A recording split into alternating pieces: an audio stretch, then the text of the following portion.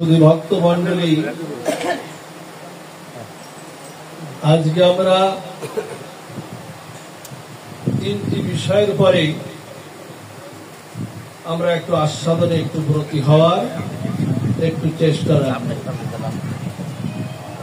সেই তিনটি বিষয় আমাদের কি? সেই তিনটি বিষয় হলো,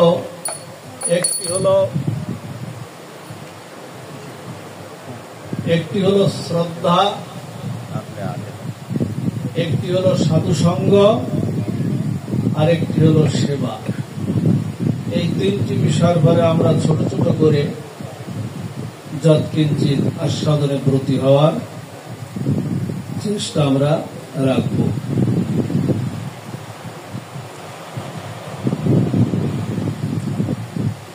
শুধু ভক্ত মন্ডলী, আপনারা জানেন জগতের যে অনুষ্ঠানই আপনি করেন না কেন,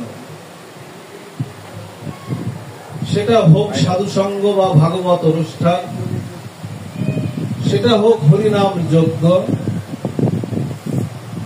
সেটা হোক পূজা পার্বণ, বা যে অনুষ্ঠানই আপনি করেন না কেন,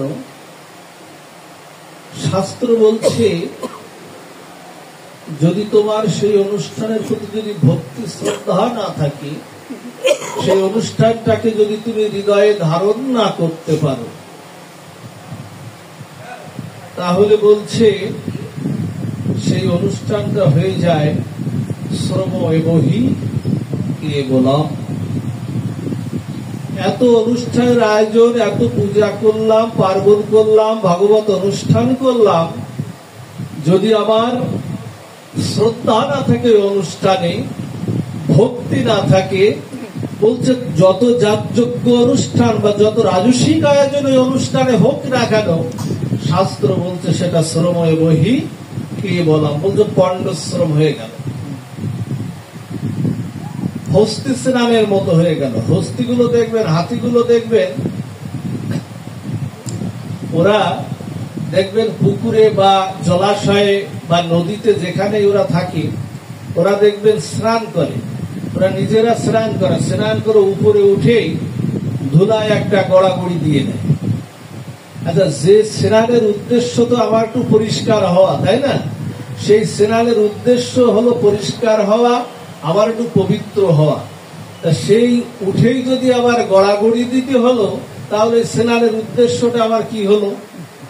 শাস্ত্র তেমন বলছে যে এত রাজসিক আয়োজন, এত যাগযজ্ঞাদি চতুর্দিকে, এত পূজা পার্বণ, যদি সেখানে ভক্তি না থাকে, শ্রদ্ধা না থাকে, তাহলে আমাদের কৃপাটা আসবে না। প্রথমেই শ্রদ্ধা চাই।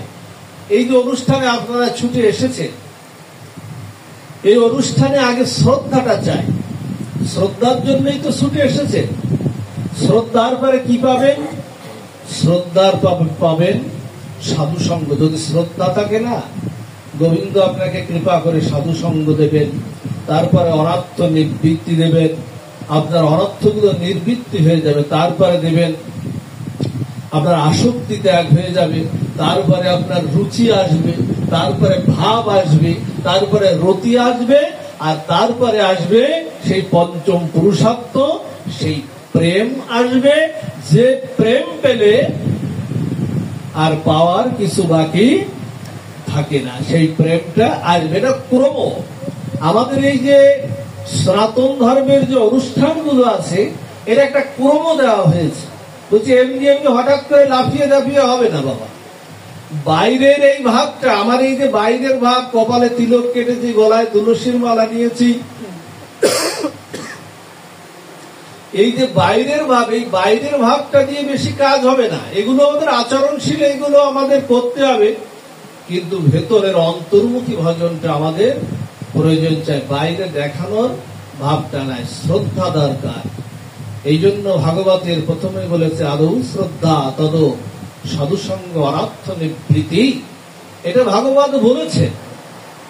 তাই বলেছেন যে যত অনুষ্ঠানের আয়োজন করুন না কেন, শ্রদ্ধা না থাকলে কাজ হবে না। দেখুন আমাদের ভক্তি রসামৃত সিন্ধু গ্রন্থে জগৎগুরু শ্রী রূপ গোস্বামী পাদ বলছেন যে খেয়াল দেন কথাটা মা, শ্রুতি স্মৃতি পুরাণ আদি পঞ্চরাত্র বিধিং বিনা ঐকান্তিকী হরের ভক্তির উৎপাদায়ব কল্পতে। শাস্ত্র বলছে যে কেউ যদি বেদাদি শাস্ত্র, পুরাণ সমূহ, নারদ পঞ্চরাত্র ইত্যাদি প্রামাণিক বৈদিক শাস্ত্রের অনুসরণ না করে ঐকানিক নিষ্ঠাভাবে যদি শুধু ভগবানের ভজন সাধন করে, তাহলে সেই প্রকার ভজন সাধন মানে আপনি শ্রুতি স্মৃতি পুরাণ আদি বা শ্রদ্ধা ভক্তি বলে না করে যদি শুধু ভগবানের ভজন সাধন করলেন, ভগবান বললেন আমি ওই ভজন তোমার গ্রহণ আমি করি না বলতে ক্রম বিবর্তনের মাধ্যমে, ক্রমের মাধ্যমে একটা বিন্যাস করা হয়, সেই বিন্যাসের মাধ্যমে আপনাদেরকে আসতে হবে। আমাদেরকে সেই সিদ্ধান্ত দেওয়া হয়েছে। খেয়াল করুন বা শ্রদ্ধা না থাকলে কি হয়, শ্রদ্ধা থাকলেও কি হয়। আচ্ছা, আপনারা জানেন ভগবান কৃষ্ণচন্দ্র একদিন দুর্যোধনের প্রাসাদে গিয়েছিলেন না? গিয়েছিলেন তো, দুর্যোধন আহ্বান করে নিয়ে গিয়েছিলেন না? ভগবানের জন্য 56 ভোগ, 36 ব্যঞ্জন, আরো কত রাজসিক আয়োজন, একেবারে কত কিছু ভগবানকে অভিবাদন করার জন্য নিয়ে গিয়েছিলেন। ভগবানকে নিয়ে সেখানে আলাপচারিতা হলো। আলাপচারিতার এক পর্যায়ে দুর্যোধন যেটা করেছিলেন তার ভিতরে ছিল কপটতা। মূলত কৃষ্ণচন্দ্রকে কুরুক্ষেত্রের যুদ্ধে তার সাথে থাকার জন্য তিনি তার জন্য এই ব্যবস্থাগুলো করেছিলেন।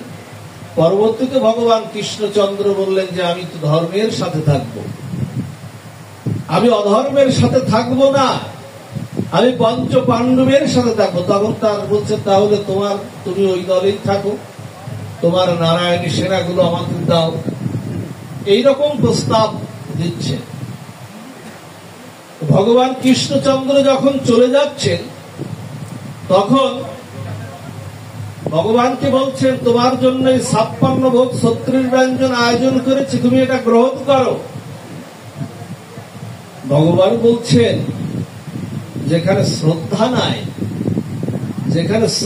নাই, ভক্তি নাই, যেখানে ভাব নাই, যেখানে ব্যাকুলতা নাই, যেখানে উৎকণ্ঠা নাই, সেখানে আমি সেই দ্রব্যাদি আমি কৃষ্ণচন্দ্র আমি গ্রহণ করি না। ভগবানকে যতবারই চেষ্টা করলেন এবং বন্দী করারও চেষ্টা করলেন, ভগবানকে কারাগারে বন্ধু করলেন, শিকল দিয়ে বাঁধলেন, কিন্তু অনন্ত বিশ্ব ব্রহ্মাণ্ডের অধীশ্বর অখিল জগৎপতি তাকে জগতের কোন শিকলে কি বেঁধে রাখা যায় না তো। ভগবান সব বন্ধন ছিন্ন করে দুর্যোধনের সেই রাজভোগ রাজন্য সেই পরিত্যাগ করে ভগবান কৃষ্ণচন্দ্র ভুক্কু হয়ে ক্ষুধাতুর হয়ে গেলেন কার ঘরে? বিদুরের ঘরে গেলেন। বিদুরের ঘরে গেলেন। বিদুর কি করতো? প্রতিদিন খুদ অন্ন ভিক্ষা করে ভগবানকে ভোগ লাগান। ভগবান তো ভাবের কাঙাল, ভক্তির কাঙাল, শ্রদ্ধার কাঙাল। গিয়ে বলছেন রাজন্য রাজভোগ পরিত্যাগ করলেন, গিয়ে বললেন বিদুরের পত্নীকে বললেন মা আমি খুব ক্ষুধাতুর, আমার খুব বুভুক্ষু, আমার খুব ক্ষুধা লেগেছে, আমাকে খেতে দাও, আমার খুব ক্ষুধা লেগেছে। সেদিন না বিদুরের ঘরে তেমন কিছু ছিল না। ভগবান কৃষ্ণচন্দ্র এসেছেন, বিদুরের গৃহপত্নী তার ভাব শুরু হয়ে গেছে, তিনি দু চোখ দিয়ে তার অশ্রু নিবাপিত হচ্ছে, বলছে প্রভু তোমাকে প্রতিদিন আমি ননিশানা সন্দেহ দিয়ে কত ব্যঞ্জনাদি রন্ধন করে আমি তোমার জন্য নিবেদন করি, তোমাকে ডাকি প্রভু তুমি এসো আমায় আমার দ্রব্য গ্রহণ করো, আমি তোমাকে ডাকি শ্রদ্ধার সাথে। কিন্তু আজ আমি রিক্ত নিঃস্ব, আমার কিছু নাই। কি তোমাকে খেতে দেই? দেওয়ার তো কিছু নাই। জানেন, বিদুরের পত্নী সমস্ত ঘরটা ঘুরে বেড়াচ্ছেন, এদিক থেকে ওদিক, ওদিক থেকে ওদিক, কোথাও কিছু নাই।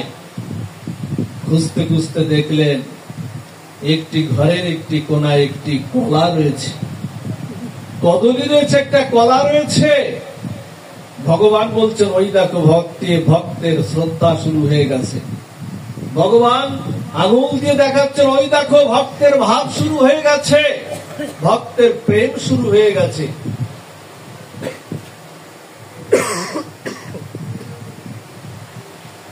ভগবান তখন দেখালেন আমাদেরকে। আর বিদুরের পত্নী কি করলেন জানেন? তার ভিতরে যে ভাব, যে ব্যাকুলতা, উৎকণ্ঠা ভগবানকে সেবা দেবেন, আজকে ভক্তের দুয়ারে দাঁড়িয়ে ভগবান ভক্তের হাতে সেবা নেওয়ার জন্য দাঁড়িয়ে কি করলেন? কলাটা নিলেন, কলাটা নিয়ে কলাটা ছুলে কি করলেন জানেন? কলাটাই ফেলে দিলেন। এত ভাব শুরু হয়ে গেছে, দ্রব্যের দিকে তার খেয়াল নাই। ভগবান এসেছে দুয়ারে, দ্রব্যের দিকে খেয়াল না। কলাটা ছুলে কলাটা ফেলে দিয়ে খোসাটাই গোবিন্দের কাছে নিবেদন করে দিচ্ছে। আর গোবিন্দ তখন ভক্তের ভক্তি অর্ঘ আনন্দ চিত্তে কলা ফেলে দিয়ে কলার খোসা চর্বণ করছেন। ওদিক তো বিদুর খুদ ভিক্ষা করে দেখছেন আমার প্রভু কলার খোসা খাচ্ছেন। বলছে, না, তুমি কোনো কথা বলো না, মা আমাকে ভক্তির সাথে শ্রদ্ধার সাথে দিয়েছে, আমি ভক্তের ভক্তি অর্ঘ শ্রদ্ধার সাথে আমি গ্রহণ করি। তুমি কি এনেছো? বলছে, আমি খুদ এনেছি। বলছে, রন্ধন করো, রন্ধন করে আমাকে নিবেদন করো, আমি তোমার এই খুদ অন্নই আমি গ্রহণ করব। এই জন্য যা কিছু আমাদের করতে হবে ভিতরে যেন শ্রদ্ধাটা চাই, ভক্তিটা চাই। ও আপনাদের মনে আছে ধ্রুব মহারাজকে যখন তার পিতা ধ্রুব মহারাজকে রাজা উত্তানপাদ তার পিতা যখন কোল থেকে নামিয়ে দিলেন, আমি আর বড় ব্যাখ্যা যা, কোল থেকে নামিয়ে দিলেন, তখন ধ্রুব মহারাজের আর এক স্ত্রীর নাম ছিল সুরুচি। এই সুরুচি যখন কোল থেকে নামিয়ে দিলেন, বলছে যে তুই তোর পিতার কোলে বসার উপযোগ্য না। তা বলছে, কেন? আমি আমার পিতার কোলে বসতে পারবো না কেন? তা বলছে, তোর যদি বসতে হয়, সুনীতির পুত্র ছিল তো, ধ্রুব মহারাজ ছিলেন সুনীতির পুত্র, উত্তরপদে 2 বধূ ছিলেন, 2 পত্নী ছিলেন। তখন বলছেন, তোকে যদি পিতার কোলে বসতে হয়, সুরুচির পুত্র হয়েই তোকে আসতে হবে, তাহলেই তুই পিতার কোলে বসতে পারবি। 5 বছরের বালক ধ্রুব মহারাজ। এই ধ্রুব মহারাজ যখন 5 বছরের বালক, যখন পিতার কাছে প্রত্যাখ্যাত হয়ে মা সুনীতির কাছে যাচ্ছেন, সুনীতির কাছে গিয়ে যখন বৃত্তান্ত যখন সবকিছু খুলে বললেন, বাবার কোল থেকে নামিয়ে দিয়েছেন, তখন মা বললেন, শোন, ওই পিতা তোকে নামিয়ে দিয়েছে, তুই পরম পিতার কাছে যা। ওরে, পরম পিতার কোলে উঠলে তোকে আর কখনো নামিয়ে কেউ দেবে না। আমরাও ঠিক পরম পিতার কোলে, আমার সব ছেড়ে যাবে, আমার পিতা চলে যাবে, বাবা মা চলে যাবে, পুত্র চলে যাবে, স্ত্রী চলে যাবে, আপনার যত স্বজন আছে সব চলে যাবে, কিন্তু একজন চলে যাবে না আপনার কাছ থেকে, কারণ তিনি আপনার হৃদয় মাঝারে, আপনার হৃদয়ে উপস্থিত আছেন। গোবিন্দ বললেন কি, ওরে সবাই চলে গেলে আমি তোর কাছ থেকে কখনো ছেড়ে তোর কাছ থেকে যাব না। শ্মশানে যখন চিতাটা ভস্মীভূত করে সবাই যখন চলে আসে, স্বজনরা বলে, একটা কলসি নিয়ে, ওই চৌকাঠের মধ্যে কলসি নিয়ে একটা কুড়াল দিয়ে ওটা ভেঙে দাও। সবাই বলে, কুড়াল দিয়ে ভেঙে শ্মশা গিয়ে সবাই প্রত্যাবর্তন করো। গোবিন্দ তখন বলছেন, ওরে সবাই তোরকে শ্মশান পর্যন্ত দিয়ে গেল, কিন্তু আমি অনাদি গোবিন্দ, আমি জেগে আছি তোর জন্য, তোর হৃদয় মাঝারে আমি জেগে আছি। সবাই ছেড়ে গেল, আমি তোর কাছ থেকে কখনো ছেড়ে যাব না। মা যখন সন্ধ্যা হলে সন্তানকে ডাকে, খোকা ঘরের ছেলে ঘরে ফিরে আয়। অনাদিরাদি সচিদানন্দ ভগবান দুবাহু দুলে জগৎজীবকে ডাকছে, ওরে ঘরের ছেলে ঘরে ফিরে আয়। তিনি আমাদের হৃদয়ে কিন্তু আছেন। ওমা, খুঁজতে যাই আমরা, তীর্থ ভ্রমণে যাই, খুঁজতে অনেক জায়গায় যাই আমরা, কিন্তু নিজের হৃদয়ে যে আমার গোবিন্দ আছে খুঁজেছি কি কখনো আমরা? এই জন্য কবিগুরু রবীন্দ্রনাথ ঠাকুর লিখেছিলেন, আমার হিয়ার মাঝে তুমি লুকিয়েছিলে, আমি দেখতে তোমায় পাইনি। ওগো আমি বাহির পানে চোখ মেলেছি, আমার হৃদয় পানে আমি চাইনি। আমার সকল দুঃখ বেদনা যন্ত্রণায় তুমি ছিলে আমার কাছে, আমি তোমার কাছে যাইনি। আমার হৃদয় মাঝে তুমি লুকিয়েছিলে, আমি দেখতে তোমায় পাইনি। খুঁজি না তো গোবিন্দকে, আমরা খুঁজি না, তুমি আমার হৃদয়ে আছে। একটু জাগরিত করতে হবে আমাদের, একটু আমাদের জাগরণ ঘটাতে হবে। বললেন যে পরম পিতার কাছে যা। আচ্ছা, 5 বছরের ধ্রুব সে পরম পিতা সম্বন্ধে জানে কি কখনো? কে পরম পিতা? দেখুন, শ্রদ্ধা থাকলে কি হয়। এই পরম পিতার কাছে যখন গেলেন, যখন ধ্রুব বলছেন পরম পিতাকে কোথায় পাবো, মা বললেন পরম পিতাকে দেখ, এই বনের মধ্যে সাধু ঋষিরা 1000 বছর ধরে তপস্যা করে, তাদের বনে গিয়ে তাদের তপস্যা কর, একদিন না একদিন তুই পাবি। দেখুন, মা আজকে কোথায় ঠেলে দিচ্ছে। এটাই সন্তানের প্রকৃত কর্তব্য। সন্তানের প্রকৃত কর্তব্য, মায়ের প্রকৃত কর্তব্য হচ্ছে সন্তানকে গোবিন্দমুখী করা। আমরা কিন্তু সেটা করি না। গোবিন্দমুখী করতে হবে আমাদের সন্তানদেরকে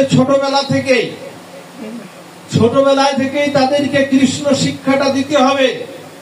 না হলে আমাদের এই সনাতন সমাজ কখনো তৈরি হবে না। এবার জন্মদিনে তাদেরকে গাড়ি খেলনা উপহার দেওয়ার চেয়ে তাদের হাতে একটা গীতা তুলে দিতে হবে, গীতাটা হাতে দিতে হবে। কারণ গীতার শিক্ষাটা আমাদের সমাজে এখন বড় প্রয়োজন। সাধু সঙ্গে তাদেরকে নিয়ে আসতে হবে। আজকে এখানে এসেছেন, দেখবেন যে কয়জন লোক এসেছেন আপনারা, একজন কিন্তু যুবক বা একজন যারা, যাদের এটা বেশি শোনার দরকার। আগামী দিনের প্রজন্ম যারা এই সমাজটাকে, সনাতন সমাজটাকে নেতৃত্ব দেবে, আজকে তারা কিন্তু এখানে উপস্থিত কেউ নাই। এটাই সব জায়গার চিত্র।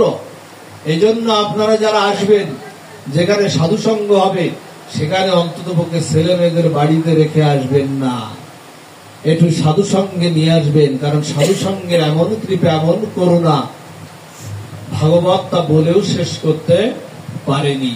তা ধ্রুব মহারাজ গেছেন বনে গিয়ে, 5 বছরের বালক তপস্যা করছেন, কখনো ফল খেয়ে, কখনো জল খেয়ে, কখনো বায়ু খেয়ে, এইভাবে তপস্যা করছেন। মাত্র 3 মাসের তপস্যায় ভগবান বৈকুণ্ঠপতি নারায়ণের আসনটা টলে উঠেছে। কিন্তু বৈকুণ্ঠপতি গোবিন্দ আসতে পাচ্ছেন না। কেন আসতে পাচ্ছেন না? আশ্রয় চাই একটা। আশ্রয় করিয়া ভজে কৃষ্ণ তারে নাহি ত্যাজে, আর সব মরে অকারণে। অনেকে বলে না বাবা গুরু টুরু দরকার না, আমি এমনি করব, হরিনামটা এমনি করব। বলছে কাজ হবে না, বেশি কাজ হবে না। হরিনাম যদিও দীক্ষার অপেক্ষা রাখে না, কিন্তু আমাদের এই ত্রিতাবদগ্ধিত যন্ত্রণায় জীব, আমরা আদি দৈবিক, আদি ভৌতিক, আদি আধ্যাত্মিক, আমরা মায়াময়ে অন্ধ, মায়ার দ্বারা আমরা অন্ধ হয়ে আছি। জগৎ সংসারে আমরা বন্দিত হয়ে আছি, বাঁধন হয়ে আছি আমরা। এই মায়া ভেদ করে, মায়াটা গোবিন্দের, কিন্তু এই মায়া ভেদ করে জীবের ডাকটা সেই চিন্ময় লোকে গোবিন্দের কাছে পৌঁছায় না। এই জন্য গোবিন্দ বললেন একটা আশ্রয় চাই। সেই আশ্রয়টা কি বাবা? সেই আশ্রয়টা হলো গুরু। সেই আশ্রয়টা হলো বৈষ্ণব সাধু, সেই আশ্রয়টা হলো এই শাস্ত্র, সেই আশ্রয়টা হলো এই সাধু সঙ্গ। এই জন্য আশ্রয় চাই। আশ্রয় ছাড়া আজকে ধ্রুব মহারাজের কাছে গোবিন্দ বৈকুণ্ঠপতি আসার জন্য তার ব্যাকুল হয়েছে, কিন্তু আসতে তিনি পাচ্ছেন না, ভক্তের কাছে তিনি আসতে পাচ্ছেন না। ধ্রুবের এমন তপস্যা। ধ্রুব বনের পশু পাখি বৃক্ষলতাকে জড়িয়ে ধরে বলছেন, তুমি কি আমার শ্রীহরি, তুমি কি আমার পরমপতি? ডাকছে, সাড়া দিচ্ছেন না, কিন্তু বৈকুণ্ঠপতি উৎকণ্ঠায় ব্যাকুল হয়েছে। গুরু আশ্রয় চায়। গোবিন্দ কি করলেন? শ্রীহরি নারায়ণ কি করলেন? নারায়ণ সেখানে পাঠিয়ে দিলেন কাকে? নারদ মুনিকে, নারদ ঋষিকে পাঠিয়ে দিলেন। নারদ মুনিকে যখন পাঠিয়ে দিলেন, নারদ মুনি প্রথমে এসে ধ্রুব মহারাজকে বললেন, ওহে বালক, তুমি পথ হারিয়েছ, তোমার এখন ছোট্ট বয়স, তুমি পথ হারিয়েছ, তুমি যাও, তোমার পিতার কাছে ফিরে যাও, রাজ্যে ফিরে যাও। ধ্রুব বললেন, আমি পথ হারাইনি, এ পথ আমার মা দেখিয়েছেন, আমি পথ হারাইনি। কে আপনি? আপনি কি শ্রীহরি? তা বলছে, না, আমি শ্রীহরি না, আমি পরম বৈষ্ণব, আমি দেবর্ষিপাদ নারদ মুনি। নানান কথা বুঝালেন। প্রথমে বুঝাচ্ছেন যে ওনাকে বাড়ি, ধ্রুব মহারাজকে বাড়িতে ফিরে পাঠানোর জন্য। দেখছেন যে ভিতরের ব্যাকুলতা, উৎকণ্ঠা কতটুকু। বাড়িতে পাঠানোর চেষ্টা করছেন, কিন্তু উৎকণ্ঠা, ব্যাকুলতা, শ্রদ্ধা যেটুকু আছে, ওর সংকল্প যেটুকু আছে, সেটুকু অটুট আছে। শ্রদ্ধা চাই।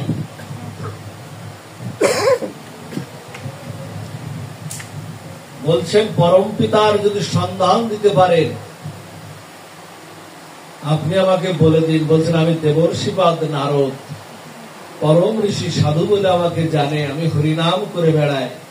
ধ্রুব মহারাজ যে কথাটি বললেন, এই ব্যাকুলতা যদি আমাদের ভিতরে থাকে বাবা, এই উৎকণ্ঠা যদি আমাদের মধ্যে থাকে, ধ্রুব কি বললেন জানেন? ধ্রুব বললেন, 3 মাসের সাধনায় যদি আপনার মতো পরম ঋষি আর সাধুকে দর্শন পেয়ে যায়, আর কিছুদিন ভজন করলে আমি পরম পিতা শ্রীহরিকে আমি দর্শন পাবো, এর আর কোন ব্যত্যয় নাই, দর্শন পাবোই পাবো। কত ব্যাকুলতা বাবা আছে! এই উৎকণ্ঠা আমাদের চাই। উৎকণ্ঠাটাই গোবিন্দ ভিতরের এই ব্যাকুলতা, উৎকণ্ঠাটাই গ্রহণ করে। তখন ধ্রুবকে দীক্ষা দিলেন। এই যে আশ্রয়, গোবিন্দ বললেন কি, যারা আমার শ্রীমূর্তি, আমার গুরু কিন্তু ভগবানেরই শ্রীমূর্তি। আমাদের যে যার যার গুরুদেব আছে না, আপনারা যার যার কাছ থেকে দীক্ষা নিয়েছেন না, এই গুরুদেবকে কখনো আলাদা করে ভাববেন না। নারায়ণ জ্ঞানে তাকে সেবা করতে হবে। ওই ভগবান নারায়ণ বললেন, জীবের নিস্তার লাগে আমি নন্দ সুত হরি, ভুবনে প্রকাশ হলেন গুরু রূপ ধরি। ভগবান নারায়ণ বললেন, আমি শঙ্খ চক্র গদা পদ্ম ছেড়ে আমি যদি এই অবস্থায় যাই, আমার রূপ নিয়ে যদি তোমাদের কাছে যাই, আমার এই অঙ্গ জ্যোতির তেজটা তোমরা সহ্য করতে পারবে না। তাই তোমরা যেমন তোমাদের মতো করে আমি জীবের দুয়ারে দুয়ারে। গুরু যদি আসে না বাড়ি বাবা, গুরুকে কখনো সাধারণ ভাববে না। গুরুর যদি জ্বর হয়, গুরুর যদি অসুখ হয়, ডায়রিয়া হয়, কি অন্য কিছু হয়, ভাববেন না কেউ যেন কথা এরকম বলে ফেলবেন, আমার গুরুর জ্বর হয়েছে। স্বয়ং সচ্চিদানন্দময় বিগ্রহের কখনো জ্বর হয় না। বলবেন আমার গুরু অসুস্থ, লীলা করছেন। জগন্নাথ লীলা করেন না? স্নানের পরে পুনরুদ্দিন লীলা করেন না? অসুস্থ লীলা করছেন। জ্বর আমাদের হতে পারে, অসুখ আমাদের হতে পারে। গুরুর কখনো দেখছি জ্বর হয়েছে, কিন্তু বলা যাবে না। গুরুদেব বললেন, ভগবান বলছেন যে আমি গুরু রূপে দীক্ষা দেই সবাকারে, আমি গুরু রূপে দীক্ষা দেই সবাকারে, বৈষ্ণব রূপে দেয় শিক্ষা, আমি শাস্ত্র রূপে কহে জ্ঞান, আত্মা রূপে অধিষ্ঠান দেখো তারে গারে বা উপে। কাজকে গুরু রূপে দেখবেন, ঘরে ঘরে দুয়ারে কড়া নাড়ছে, আপনার সেই উদ্দেশ্য, মূল উদ্দেশ্যটা শ্রীহরির ভজন করার জন্য এসেছেন এই পৃথিবীতে, এটা গুরুরূপে আপনাকে জানিয়ে দিচ্ছেন। গুরুদেব আসলে কেউ বলবেন না, বাবা আমার ছেলের চাকরি হচ্ছে না, আমার মেয়ের বিবাহ হচ্ছে না, বাবা আমার স্বামীর আয়ন উপার্জন হচ্ছে না, এসব কথা বলে সময় নষ্ট করবেন না। গুরুদেব আসলে বলবেন, আমার ভজনটা জানিয়ে দিন। প্রভু ভজন হচ্ছে না, দাও দাও সে জ্বালিয়ে, ভজন হচ্ছে না, জ্বালিয়ে দাও। বৈষ্ণব আসছেন দ্বারে দ্বারে, বৈষ্ণব আসছেন, বৈষ্ণব দেখবেন শিক্ষা দেওয়ার জন্য জীবের দ্বারে দ্বারে ঘুরে বেড়াচ্ছেন। আপনারা যখন রাত্রে বিশ্রাম করছেন না মা, আর বৈষ্ণবরা তখন পথে পথে রাত্রে, সাধুরা তখন পথে। আপনি রাত 2টা-2টোর সময় আপনি ঘুমাচ্ছেন, আমরা অনেকদিন আমরা রাত্রে 2টো, 2:30, 3টের সময় আমরা কিন্তু পথে আছি। সেই বৈষ্ণবের চরণে যেন কখনো অপরাধ না হয়ে যায়।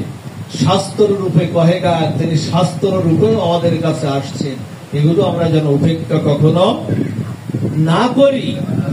এজন্য বলছেন আমার এই আশ্রয়, বলছেন ভগবান বলছেন, দেখুন নিরেহ মাধ্যম সুলভং সুদুর্বলাং কুলবং সুকল্পং গুরু কর্ণ ধরম মায়া কুলেন নভস্য তেরিতাং কুমানো ভবাব্দিং তবে তবে শত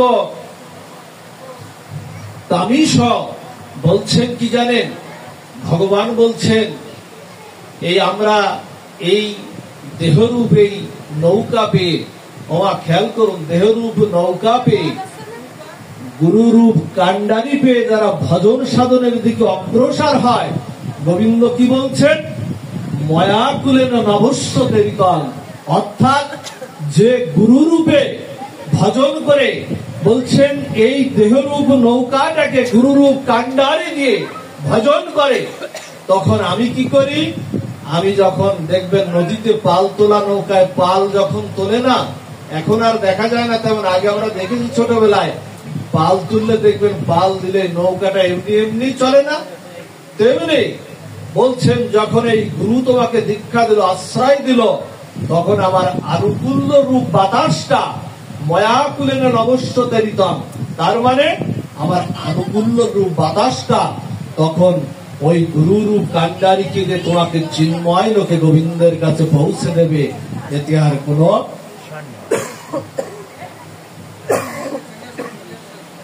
সন্দেহ নাই। এজন্য আমাদের ভজন সাধন করতে হবে। 6 মাস, আরো 3 মাস ভজন করলেন ধ্রুব মহারাজ, আরো 3 মাস ভজন করে কি করলেন, আরো 3 মাস ভজন করলেন। ভজন করে তখন ভগবান স্বয়ং তার সামনে এসে গেলেন, শ্রদ্ধার জন্য তার কাছে ধ্রুব মহারাজকে দর্শন দিলেন। এই জন্য শ্রদ্ধা থাকা যায়, সাধু সঙ্গে সাধু মুখে হরি কথা, এর শ্রদ্ধাটা থাকা চায়। আমরা অনন্তদাস বাবাজি মহারাজের গ্রন্থে একটা লীলা আমরা একটু বলি, আস্বাদন করি। দেখুন এই শ্রীধাম বৃন্দাবনে এই পঞ্চক্রোশ বৃন্দাবনের বাইরে ওরা 2টি বোন ছিল, একটির নাম সরলা, একটির নাম চম্পা। এরা স্কুলে পড়াশুনো করে, আজ থেকে বেশি দিনের কথা না। তা কি হয়েছে, একদিন আসতে আসতে এক জায়গায় ভাগবত পাঠ হচ্ছে, এক জায়গায় ভাগবত পাঠ হচ্ছে। এই ভাগবত পাঠ যখন হচ্ছে তখন পাঠক মহোদয় সেখানে বলছেন একটা কথায়, তিনি বলছেন কেউ যদি বৃন্দাবনের যমুনা পুলিনে গিয়ে সাধু দর্শন করে, খেয়াল দিন, কেউ যদি বৃন্দাবনের যমুনা পুলিনে গিয়ে সাধু দর্শন করে, সাধু দর্শন করলে তার গোপাল দর্শন হয়ে যায়। এই কথাটা ওরা হৃদয়ে ওরা ধারণ করেছে। ওরা হৃদয়ে ধারণ করে না, ওরা 2 বোন রাত্রে সেই গোপাল দর্শনের জন্য ওদের হৃদয় বড় উৎকণ্ঠায় পর্যবসিত হয়েছে। যখন এইভাবে পর্যবসিত হয়েছে, ওরা তখন সকালবেলা স্কুলের নাম করে ওরা শ্রীধাম বৃন্দাবনের মধ্যে প্রবেশ করে যমুনা পুলিনে গিয়ে বলছেন সাধু কখনো মিথ্যা কথা বলতে পারে না। যমুনা পুলিনে গিয়ে হাঁটাহাঁটি করছেন। সরলা বলছেন চম্পাকে, কই দিদি, কই পাঠক মহোদয় বলেছিলেন বৃন্দাবনে গেলে যমুনা ভুলিনে গিয়ে সাধু দর্শন করলে গোপাল দর্শন হয়ে যায়। তখন কি করেছেন জানেন? তখন এরকম হাঁটাহাঁটি করতে হঠাৎ একটা সাধু না তার হাতে একটা বড় ব্যাগ পোটলা নিয়ে না বৃন্দাবনের যমুনা ভুলিনে একটা বৃক্ষের তলে উপস্থিত।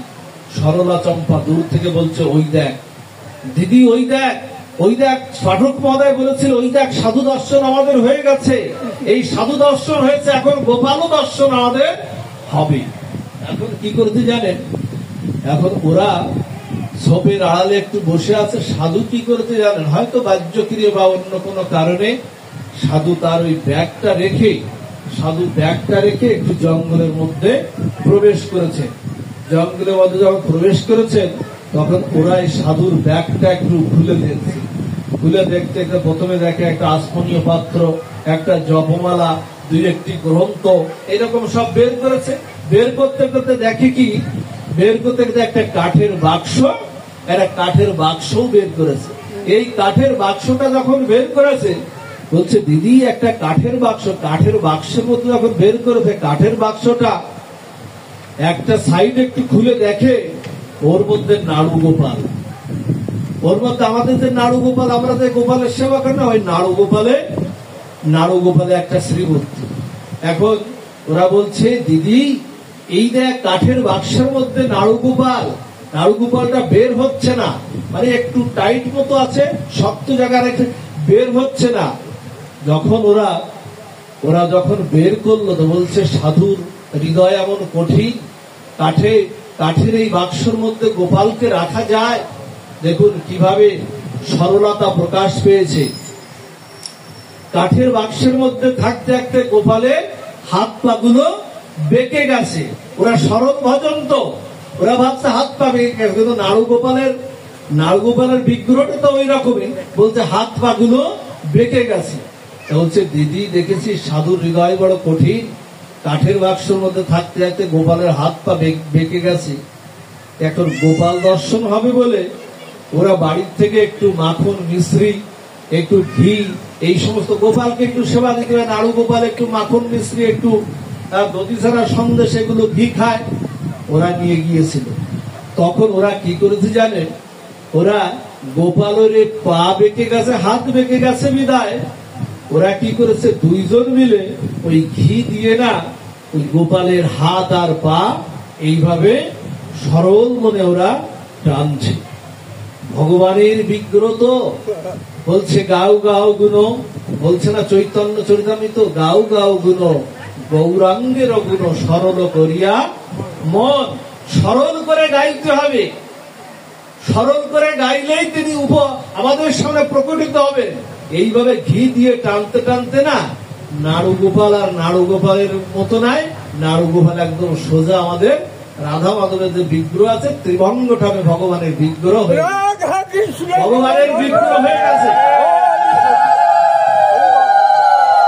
এই বিগ্রহটা হয়ে গেছে তখন ওরা একটু মাখন মিশ্রিও একটু দিয়েছে গোপালকে মাখন মিশ্রি যখন দিয়েছে, মাখন মিশ্রি সেবাও দিয়েছে। এই সেবা করতে ওই সাধু বাবা আবার বেরিয়ে এসেছে।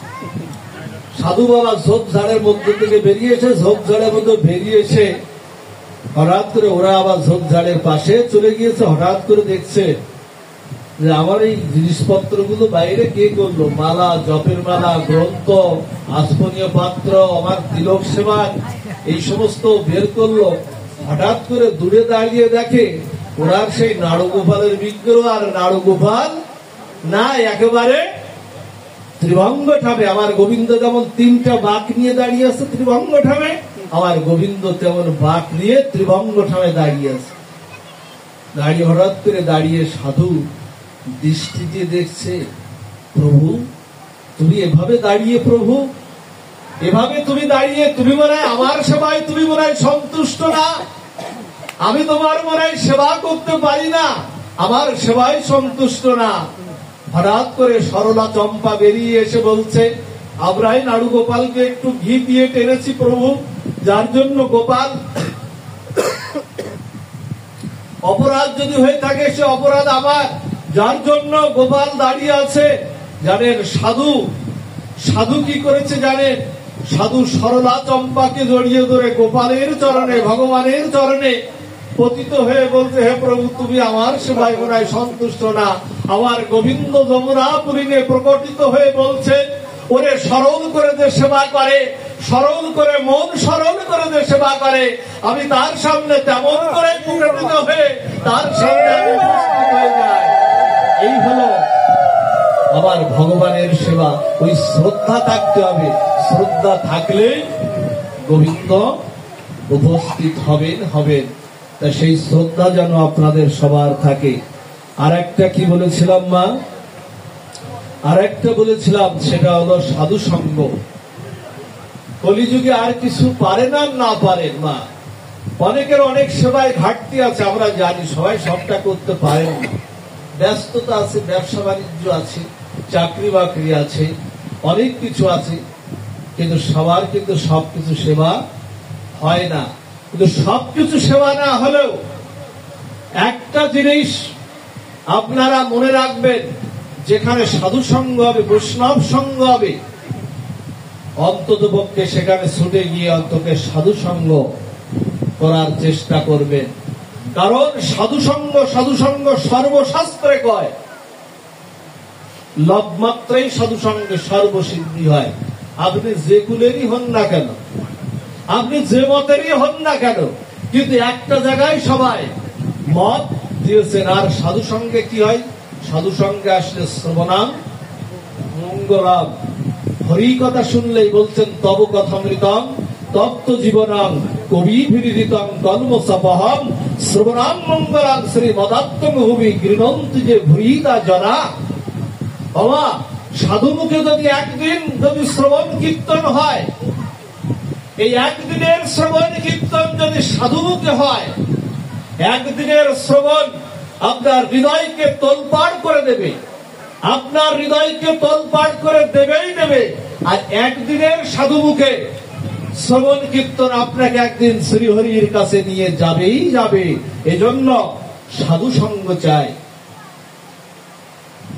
কপিল দেব তার মাতাকে বলছেন, ভগবান কপিল দেব তার মাতাকে উপদেশ করছেন, মা সদাং প্রসঙ্গ নাম বীর্য সংবিদ ভবন্তি হৃৎকর্ণ রসায়ন কথা তজ্জসার দাস্য পাবর্গু আত্মানি পাবর্গু আত্মানি শ্রদ্ধা ভক্তি ক্রমণ্যস্বতী। ওই দেখুন শ্রদ্ধার কথা এখানে আবার এসে গেছে। বলছেন, মা তুমি সাধু মুখে হরি কথা শ্রবণ করো। ভগবান স্বয়ং ভগবান তার মাতাকে উপদেশ করছেন, তুমি সাধু মুখে হৃৎকর্ণ রসায়ন কথা তুমি শ্রবণ কীর্তন করো। আর একদিনের হরি কথা যদি শ্রদ্ধার সাথে যদি আমরা স্মরণ করি, শ্রদ্ধার সাথে নিই, আপনাকে একদিন গোবিন্দের কাছে নিয়ে যাবেই যাবে। মা ও মা, সাধু সঙ্গে কি হয় জানেন? সাধু সঙ্গে হৃদয়ের মার্জন হয়, যা অন্য কোনো জায়গায় হয় না। ও মা, পাথরে কি আগুন আছে? আচ্ছা মা, পাথরে আগুন, পাথরেও আগুন আছে। দুটি পাথর যদি ঘর্ষণ দেন, ওটা আগুন বেরোয় না? আগুন বেরোয়। তেমনি আপনার হৃদয়ে গোবিন্দ আছে, হৃদয়ে গোবিন্দ আছেন, কিন্তু এটা ঘর্ষণ দিতে হবে। সেই ঘর্ষণটা কি? সেই ঘর্ষণটা হলো সাধু সঙ্গের ঘর্ষণ। সেই ঘর্ষণটা হলো শ্রবণ কীর্তনের ঘর্ষণ। এই ঘর্ষণটা যদি আমরা দিতে পারি, তাহলে আমাদের হৃদয়ে গোবিন্দ প্রকাশিত হয়ে যাবেন। অন্য কোন বাড়ি বসে হবে না। বাড়ি বসে অনেকে বলবেন, আমি বাড়ি বসে করি। বাবা, তোমরা যা এখানে করো না, বলছে আমি বাড়ি বসে করি। বাড়ি বসে হবে না, কারণ গোবিন্দের যে আনুকূল রূপ বাতাসটা সাধু বৈষ্ণবের মাধ্যমে ছাড়া আপনি কখনো পাবেন না। কি দেখুন, সাধু সঙ্গে হরি কথা কিভাবে শ্রবণ করলে কি হয়। একজন ডাকাত ছিল, জানেন, এরা পূর্বপুরুষ ধরে এদের পেশায় হচ্ছে ডাকাতি এদের পেশা।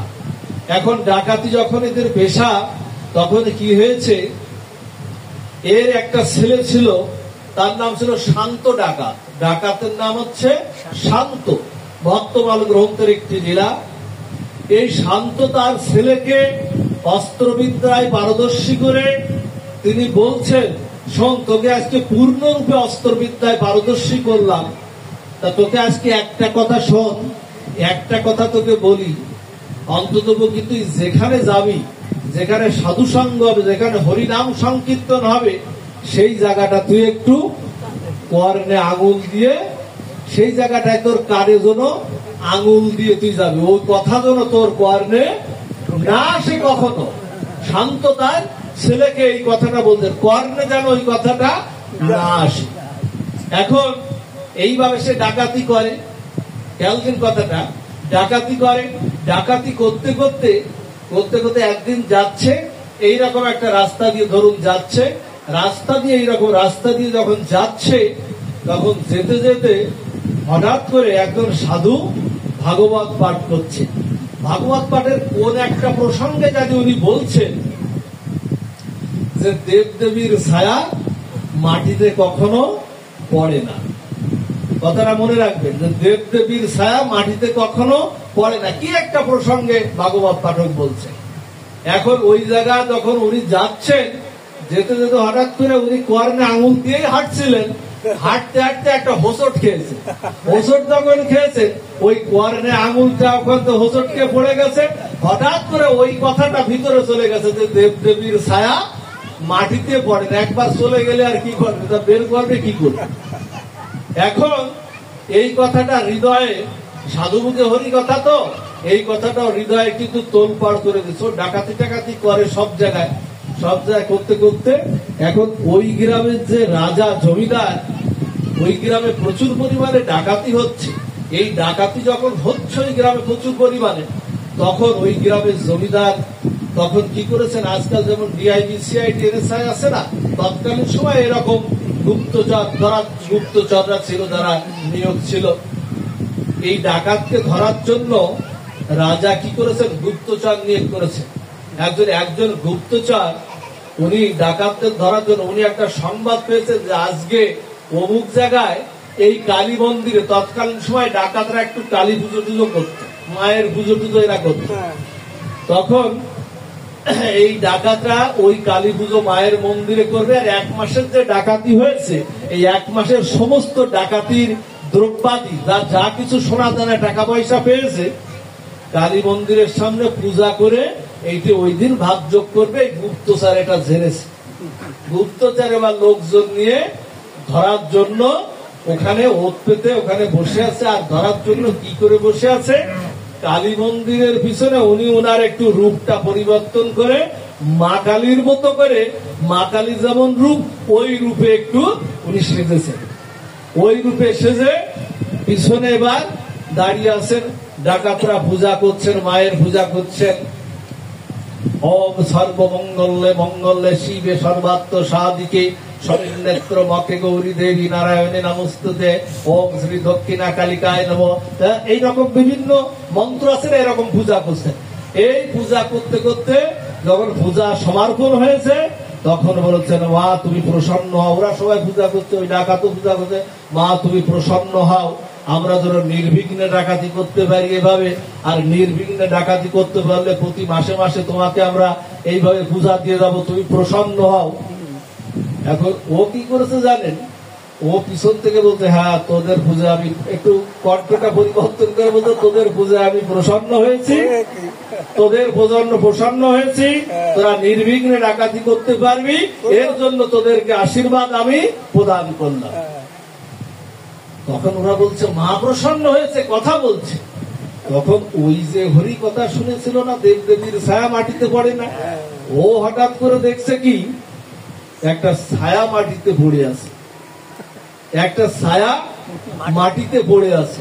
তখন ওই ভাগবত পাঠকের, ওই সাধুর ওই কথাটা হৃদয়ে তখন বলছে, পাঠক তো কখনো মিথ্যা কথা বলে না, উনি বলেছেন যে দেবদেবীর ছায়া কখনো মাটিতে পড়ে না, এই ছায়া মাটিতে পড়লো কি করে, নিশ্চয় এখানে কোনো ষড়যন্ত্র আছে। সবাই মিলে কি করলো জানেন, ওই যে গুপ্তচরদের না, সবাই মিলে ধরে বেঁধে রেখে, ওই গুপ্তচরদের বেঁধে রেখে ওরা ওখান থেকে নির্বিঘ্নে পলায়ন করলো। কি জন্য পলায়ন করলো? সাধুর বাক্যের জন্য ওরা পলায়ন করলো। পলায়ন করে না, ও তখন বাড়ি যখন ফিরে যাচ্ছে হৃদয়ে এই কথাটা তোলপাড় করে দিচ্ছে। বললাম না একদিনের হরিকথা আপনার হৃদয়কে তোলপাড় করে দেবে, আপনি স্থির থাকতে পারবেন না। ও বাড়ি গিয়ে না ওর বাবার কাছে সমস্ত দ্রব্যাদি দিয়ে বলছে, বাবা আমি আর আমি ডাকাতি করব না। বলছে কেন? আর আমি ডাকাতি করব না। বলছে বাবা সাধু সঙ্গে একদিনের হরিকথা আজকে আমি মৃত্যুর থেকে আজকে বেঁচে গেছি, আর যদি না জানি আমি সারা জীবন যদি আমি সাধু সঙ্গ হরিকথা শ্রবণ করতে পারি, তাহলে আমি জীবনের আমার গোবিন্দ প্রাপ্তি আমি যাব। এই হলো মা সাধু সঙ্গ। এই জন্য সাধু সঙ্গ আমাদের করতে হবে, না করলে আমাদের কলিযুগে অন্য কোনো উপায় আমাদের নাই।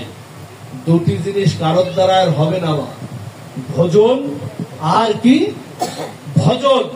এই দুটি জিনিস কিন্তু কারোর দ্বারা হবে না। আমি ভজন করলে কিন্তু আপনার ভজন হবে না, বা আমি ভজন করলেও আপনার হবে না। যতই সাধুর চরণে গুরুর চরণে যান, কিন্তু গুরুদেব যে দীক্ষা দিয়েছেন, যে শিক্ষা দিয়েছেন, এই শিক্ষাটা হৃদয়ে ধারণ করে ভজন করতে হবে। আত্মহত্যাকারী কারা জানেন? আমরা বলি না যে গলায় যারা দড়ি দেয়, রাস্তায় যারা মৃত্যুবরণ করে, আত্মঘাতী হয়, আমরা বলি না আত্মহত্যা। আত্মার কখনো হত্যা হয়? আত্মার কখনো তোর পতন হলো, ও আত্মহনন হলো। গীতায় ভগবান বলছেন আত্মার কখনো পতন হয়। গীতায় বলছে তো, নৈনাং সিন্ধন্তি শস্ত্রাণি নৈরাং দহতি পাবক না চৈনাং কেলেদান্তপ না শোষয়তি মারুত। আত্মার কখনো ক্ষয় নাই, লয় নাই। আত্মা কখনো আগুনে পোড়ানো যায় না, অস্ত্রে কাটা যায় না, শুকানো যায় না, দহন করা যায় না। এ নিত্য অবয় অক্ষয় শাশ্বত। প্রকৃত আত্মহত্যাকারী কারা জানেন? প্রকৃত আত্মহত্যাকারী এরাই এই দেহরূপ নৌকা পেয়ে, গুরুরূপ কান্ডারি পেয়ে, সাধু সঙ্গ রূপ এরম পার্থ ধাম পেয়ে, যারা ভজন সাধন না করে এই দেবদুর্লভ মনুষ্য জন্মটা যারা কাম কামনা বাসনায় স্ত্রী পুত্র মায়ার বৈভবে যারা কাটিয়ে দিল, এরই আত্মহত্যা হনন, এদেরই আত্মহত্যাকারী বলে। ওবা ওই যে পশু হত্যা করে যারা ব্যাদ না, ব্যাদ ওদেরকে ব্যাদ বলা হলো না, ব্যাদ আমরাই। যারা এই সাধু সঙ্গ পেয়ে, ভজন সাধন হয়ে যারা এগুলো করলো না, এরাই হলো প্রকৃত, আমরাই হলাম প্রকৃত ব্যাদ। এই জন্য মা সাধু সঙ্গ আমাদের করতে হবে, সেই সাধু সঙ্গটা আমাদের চাই। আজকে এই ছোট্ট সোনামণির মঙ্গল কামনায় আজকে ভাগবত অনুষ্ঠান দিয়ে, পৃথিবীর অন্য কোন অনুষ্ঠান দিয়ে জগতের কারো কল্যাণ করা যায় না। একমাত্র অনুষ্ঠান হলো এই ভাগবত অনুষ্ঠান। এই সাধুদের ভক্তদের বাড়ি নিয়ে এসে যদি সাধু মুখে হরিকথা হয়, এরকম সাধু সঙ্গ হয়, তাহলে একমাত্র পরম কল্যাণ। এর মতো বড় কল্যাণ আর জগৎ সংসারে নাই। তারপরে আরেকটা আমরা বিষয়, আমরা একটু যাব সেবার দিকে। এই সেবাটা কি? এই সেবাটা বলেই আমরা পাঠ বিশ্রামে যাব। আর একটা কথা আপনাদের একটু বলে যায় মা, কখনো পরনিন্দা, সাধু নিন্দা, বৈষ্ণব নিন্দা, পরনিন্দা, পরচর্চা কখনো করবেন না। সাধুর যদি কখনো দোষও হয়, যদি গুরুর কখনো দোষও হয়, সে দোষগুলো দেখতে যাবেন না। কিভাবে জানেন? ওগুলো বলছে দোষ করলে, সাধু দোষ করলে বলা যাবে না, তা বলছে না, বলা যাবে না। ওটা আপনি বললে নিন্দনম দোষ কীর্তনম ভাগবত শ্রীধর স্বামী তার টিকায় বললেন। কেমন জানেন? কেমন করে ফেলে দিতে হবে জানেন?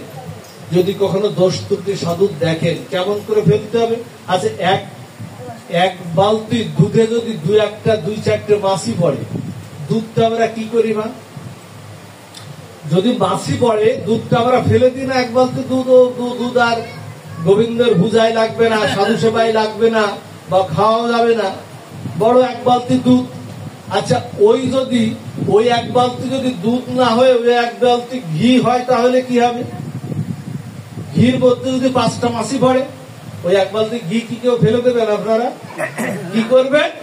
ওই ঘি থেকে মাছিটাই ফেলে দেবেন। কারণ কত বালতি দুধ দিয়ে ওই রকম এক বালতি ঘি হয়েছে এটা আমাদের হিসাবে জানা নাই। এই জন্য সাধুর যদি কখনো নিন্দা দেখেন, গুরুর যদি কখনো নিন্দা দেখেন, তাহলে কি করতে হবে? তাহলে ওটা ওই রকম ফেলে দিতে হবে। কারণ ওই ঘিয়ের মতো ঘিয়ে পড়েছে, ওটা ফেলে দিতে হবে। সমালোচনা কলিযুগে সবচেয়ে পাপের অন্তরায় কি জানেন? পাপের অন্তরায় হলো আমাদের এই মুখ, এই বাক্য হলো সবচেয়ে আমাদের পাপের অন্তরায়। 5 জন এক জায়গায় বসলে দেখবেন পর সমালোচনা, 5 জন মা যদি এক জায়গায় বসে সেখানে দেখবেন, এটা আপনাদের দোষ না, এটা কলির স্বভাব। এর থেকে মুক্ত হতে হবে। 5 জন এক জায়গায় মা বসলে দেখবেন সেখানে অমুক কি করেছে, তমুক কি করেছে, অমুকের এটা ভালো জানিস, অমুক এই করেছে, তমুক এই করেছে। 5 জন বাবারাও আমরা এক জায়গায় বসলে এই পর সমালোচনা, পরনিন্দা, এর থেকে এটাই হলো সবচেয়ে বলছেন নিন্দা। যেমন কি করতে হবে? দক্ষ যজ্ঞে কি করেছিল মা? শিব ঠাকুর কি করেছিল? ভাগবত বলছে যে গুরু নিন্দা করে, সাধু নিন্দা করে, প্রথমে বলছে যদি পারো, এটা ভাগবতের কথা, যদি পারো গুরু নিন্দুকের তোমার জিহ্বাটা তুমি কেটে দাও। ভাগবত বলছে এটা কঠিন সিদ্ধান্তের কথা। তোমার যদি শক্তিতে না কোলায় যে জিহ্বা কাটার আমার শক্তি নাই, তুমি প্রাণটা ত্যাগ করে দাও সতীর মতো। দক্ষ যজ্ঞে যখন শিব ঠাকুরকে যখন বৈষ্ণবের ভাগ দেওয়া হয়নি, তখন সতী কি করেছিল? শিবের নিন্দা করেছিল না? ও বাঘের চামড়া পরে, ওর গায়ে শ্মশানের ছাই, ওর গলায় সর্প, হ্যাঁ, ওর কত নিন্দা করছিল না সতীর সামনে। সতী কি করলো? সতী তখন ওখানে প্রাণ ত্যাগ করে দিল তো। যদি সেটাও না পারেন, প্রাণ ত্যাগ করার সামর্থ্য যদি আপনার না থাকে, ওখান থেকে শাস্ত্র বলছে ওখান থেকে কর্ণে আঙুল দিয়ে দ্রুত ওই নিন্দার জায়গা থেকে পরিহার করে জায়গায় চলে এসো, সরে এসো। তা না হলে, কারণ অন্যায় যে করে, আমরা এখানে মাস্টার বাবুরা আছেন, ভাব সম্প্রসারণে আমরা পড়েছি ছোটবেলায়, অন্যায় যে করে আর অন্যায় যে সহে, অবঘৃণা তার দৃঢ় সমুদায়ে। বিশ্বদেব যখন 58 দিন সরসজ্জায় ছিলেন, আপনারা জানেন কুরুক্ষেত্রের যুদ্ধে বিশ্বদেব সরসজ্জায় ছিলেন না? 58 দিন যখন সরসজ্জায় ছিলেন বিশ্বদেব, গঙ্গাপুত্র বিশ্ব, 192 বছর তিনি বেঁচে ছিলেন, সারা জীবন আজীবন সন্ন্যাসী তিনি ইচ্ছামৃত্যু বর পেয়েছিলেন। সেই বিশ্বদেব যখন অর্জুনের বাণের সরসজ্জায় যখন ছিলেন, তখন গোবিন্দের কাছে গোবিন্দ তখন লক্ষ্মীনারায়ণ মূর্তিতে তার সামনে আবির্ভাব হয়েছিল। ওই একটাই ছিল, দেখবেন অষ্টোত্তর শতনাম আছেন আপনাদের কাছে, ওখানে দেখবেন একটাই যুগল নাম আছে, সেটা হলো বিশ্বদেব রাখিল নাম কি? লক্ষ্মী নারায়ণ। বিশ্বদেব কিন্তু ওখানে লক্ষ্মী আর কোন কিন্তু পড়ে দেখবেন, ওটা পড়তে হবে, শাস্ত্র পড়তে হবে। গীতা শুধু ঘরে ওই লাল কাপড় দিয়ে বেঁধে রাখলে হবে না, তুলসী দিতে হবে, কিন্তু ওর মধ্যে গীতাটা পড়তে হবে। গীতাই আমাদের জীবনের গ্রন্থ, গীতা আমাদের চলার পথের পাঠক। গীতাবে হৃদয় বার্থ, গীতাবে সারভূত্তম, গীতানে পরম পূজ্য, গীতানে পরম গুরু। এটা পড়তে হবে মা, না পড়লে এটা হবে না। আমাদের সকাল থেকে সন্ধ্যা পর্যন্ত আমাদের জীবনের চলার পথের প্রত্যেকটি অনুসন্ধান গীতায় দেওয়া আছে, না পড়লে হবে না। যখন 58 দিন সরসজ্জায়, তখন বিশ্বদেব যখন সরসজ্জায়, তখন গোবিন্দকে দর্শন করে, কারণ বিশ্বদেব তো লক্ষ্মী নারায়ণ রূপে আমার গোবিন্দকে দর্শন করতে চেয়েছিলেন। গোবিন্দ তখন বলেছিলেন, অন্তকালে যে যা প্রার্থনা করে আমি তার সেই ভাবটা পূরণ করি। আছে নাকি তার 8ম অধ্যায়ে? অন্তকালে অষ্টম অন্ত অক্ষর ব্রহ্মযোগে দেখবেন অন্তকালে চ মামেব শরণ, সম্ভবত ৬-৭ নম্বর শ্লোকে, অন্তকালে চ মামেব শরণ মুক্তা কলেবর জগ্রতি সমদ্ভবং জাতি নাস্তত্র সংশয় জং জগবাপি শরণং ভবং ত্যাজতন্তে কলেবরম তং তমেব ইতিকন্ত সদতদ্ভব ভাবিত। যে যে ভাবনা ভাবে তার সামনে গোবিন্দ সেইভাবে আবির্ভূত হয়ে যান। আজকে কি হয়েছে জানেন? ভগবান আবির্ভূত হয়েছে, ভগবানকে সামনে ভেবে বিশ্বদেব বলছে, প্রভু প্রভু আমার জীবনে কি এমন অন্যায় ছিল, কি এমন অপরাধ ছিল, যার জন্য অন্তকালে তোমায় আমি দর্শন করলাম, কিন্তু আমাকে ষড়সজ্জার পরে বিছানা নিতে হলো, শায়িত হতে হলো। বিশ্বদেবের এমন কোন অন্যায় ছিল কি? গোবিন্দ বলছেন, তুমি অন্যায় করনি, অন্যায় তুমি দেখেছিলে, অন্যায় তুমি করনি, কিন্তু অন্যায় তুমি দেখেছিলে। যেদিন যেদিন দুঃশাসন আর দুর্যোধন মিলে দ্রৌপদীর সেই কুরুসভায় দ্রৌপদীর বস্ত্র হরণ করছিল, সেদিন দ্রৌপদী বলেছিল, হে পিতামহ ভীষ্ম, আপনি আমাকে রক্ষা করুন এদের হাত থেকে। হে গুরুদেব দ্রোণাচার্য, আপনি রক্ষা করুন এদের হাত থেকে। আপনি আমাকে রক্ষা করেননি। আপনি যদি শরীরে রুখে দাঁড়াতেন, আপনার বাণে চন্দ্র সূর্য প্রকম্পিত হতো। বিশ্বদেবের বাণে, বিশ্বদেব বাণ মারলে চন্দ্র সূর্য প্রকম্পিত হতো, আপনার বাণে চন্দ্র সূর্য প্রকম্পিত হতো। আপনি যদি কুরুসভায় রুখে দাঁড়াতেন, তাহলে দুর্যোধন দুঃশাসনের ক্ষমতাই ছিল না দ্রৌপদীর বস্ত্র হরণ করা। এই জন্য সেদিন কেউ আপনারা রক্ষা করেননি। দ্রৌপদী যখন দুবাহু তুলে আমাকে স্মরণ করেছিল, তখন আমি গোবিন্দ কি করেছিলাম? আমি বস্ত্র হয়ে সূক্ষ্ম রূপে আমি দ্রৌপদীর সেই কাপড়ের মধ্যে প্রবেশ করে অনন্ত বস্ত্রের সম্মান আমি করেছিলাম। সেদিন তুমি কিন্তু অন্যায় দেখেছিলে, তুমি অন্যায় করনি, অন্যায় দেখেছিলে, যার কারণে তোমাকে আজকে এই বিশ্বদেবের যদি এই হয়, তাহলে আমাদের নিন্দা চর্চা হলে কি হবে মা? কি হবে? নিন্দা চর্চা হলে কিন্তু ক্ষমা নাই। এই জন্য কলিযুগে আর যাই হোক, আপনারা কোন নিন্দা যে করে তার কাছে যাবেন না। গুরু নিন্দকের মুখ কভু না হেরিবে, বলছে তার মুখ কখনো দেখো না। আর বলছেন কি, আর একটা জায়গায় আপনাদের ভজন সাধন, এই মা ঘুমাচ্ছে, মাকে একটু আর একটা জায়গায় ভাগবতে এসে ঘুমাতে নাই, মা অপরাধ হয়ে যায়। আর একটা জায়গায় আপনাদের একটু বলি, সঙ্গটা যেন একটু সবসময় সাধু সঙ্গ এরকম সবসময় হবে না।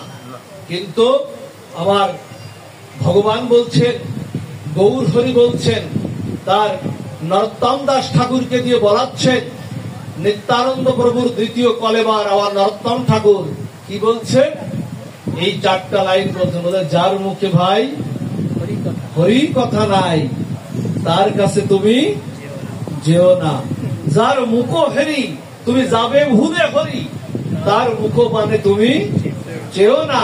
ওদের সঙ্গটা এরকম। দেখবেন যে বৈষ্ণব চিনব কি করে? অনেকে বললেন না বাবা বৈষ্ণব চিনব কি করে? বৈষ্ণব চেনার একটাই উপায়, বলছেন যাহাকে দেখিলে মুখে আইসে কৃষ্ণ নাম। দেখবেন কিছু কিছু গুরু আসলে, কিছু কিছু সাধু আসলে আমাদের দেখলে মনে পড়ে না, সাধু আসলে গুরু আসলে দেখবেন কৃষ্ণের কথা মনে পড়ে। এগুলো আপনার অনুভবের বিষয়। যাহাকে দেখিলে তোমার আইসে কৃষ্ণ নাম, তাহাকে জানিবে তুমি বৈষ্ণব প্রধান। এই জন্য সঙ্গগুলো এমন হওয়া উচিত।